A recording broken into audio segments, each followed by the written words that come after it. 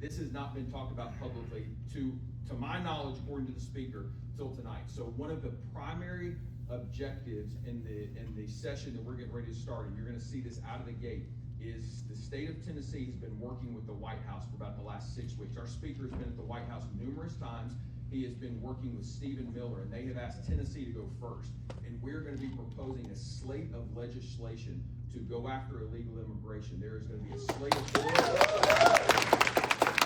I have read all 10 pieces of legislation. The language, we don't have the drafts yet. It is strong legislation. And the president's behind us. The president has promised his support on social media for us, and we are being told Tennessee will go first. This is coming from Stephen Miller, the White House, with us. We had a leadership meeting about 4 or 5 weeks ago with the Senate and the House.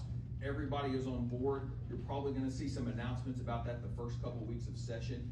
Tennessee is going to lead the nation. In this state, right now, it costs $971 million a year for the illegal immigrants in this state. I promise you, when we start passing this legislation, Tennessee will be the model for other states to follow. So there's a lot to unpack here. That was Tennessee House Representative Jason Zachary, a Republican from Knoxville.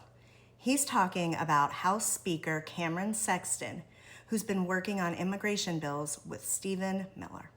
Let's set aside our thoughts on immigration and ICE. Why is Tennessee trying to go first on immigration enforcement? Tennessee has transferred more people from jails to ICE custody in recent months than almost any other state in the country. We ranked 4th in the nation. That's just behind Texas, California, and Florida. And what do those 3 states have in common? They're large population border states. Y'all, we're landlocked in Tennessee. So why are we acting like we're on the front lines of border enforcement? While Speaker Sexton has been at the White House numerous times coordinating with Stephen Miller, here's what's happening back home. Tennessee consistently ranks at the bottom in public education. We lead the entire nation in rural hospital closures. We've refused to expand Medicaid while families can't afford their medical bills, their groceries, their rent.